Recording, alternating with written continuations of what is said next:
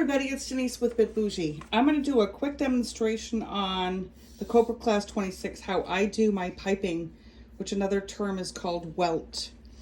I start out with fabric, it could be leather. This is probably a 3 to 5 ounce. And I put my welt or my cord, whatever you want to put in there. And I do that first, especially when it's leather. Now, where I have my foot set up, I have the outer piece of my walking foot is going to be on my left. So I will make sure that I have my cord on the opposite side, because what's going to happen, this is the same foot that came with the machine. So this will push up against it. Now, you can flip it around and do it the other way too. I'm left-handed. Sometimes I do it one way, sometimes I do it the other.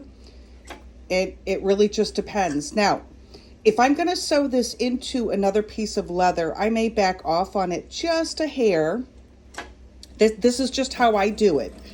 There is no rhyme or reason. You know, anybody can do it any which way they want. But this is just how I do it, how it's easiest for me. And then I am using this outer foot as my guide to be right on the edge of this piece of leather. So I'm just going to sew this down.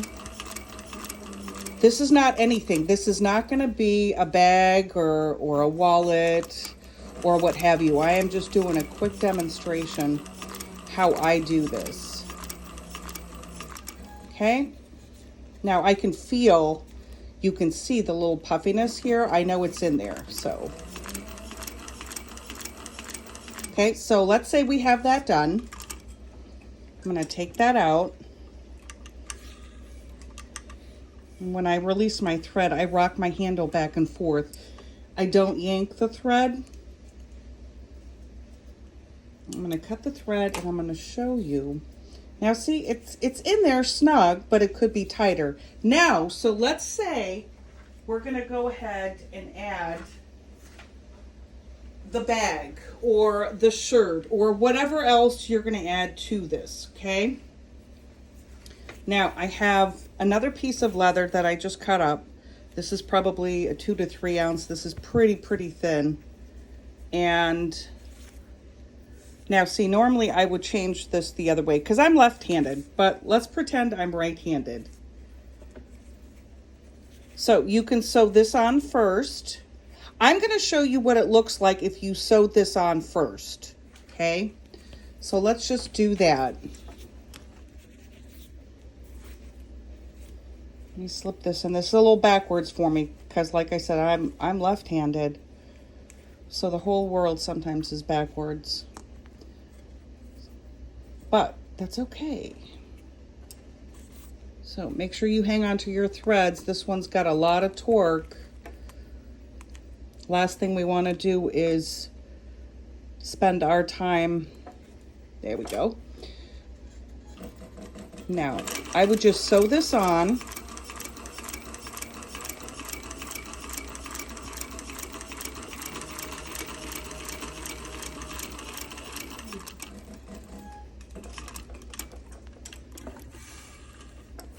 Okay, so see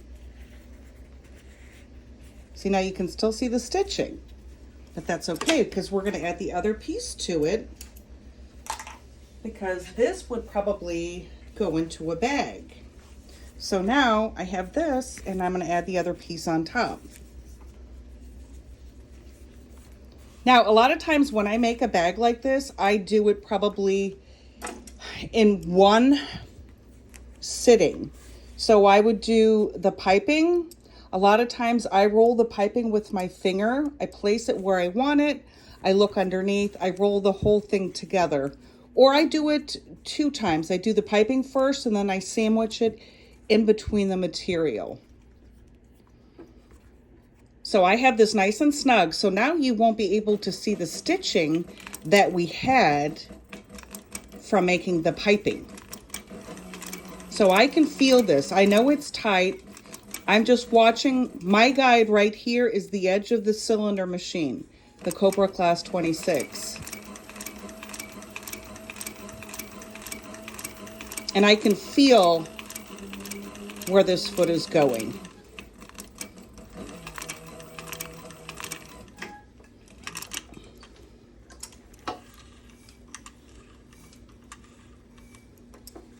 All right, let's go back just a hair. I'm going to trim this. I'm going to show you what it looks like.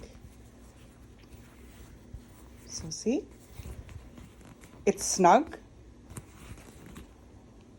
Now, this is super thick, this leather, compared to this. Would I make a bag like this? Probably not. I don't use these tones on piping together. This is all a matter of taste.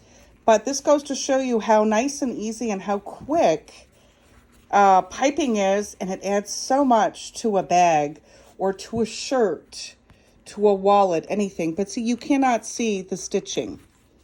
See, it's in there. So this is how I do my piping.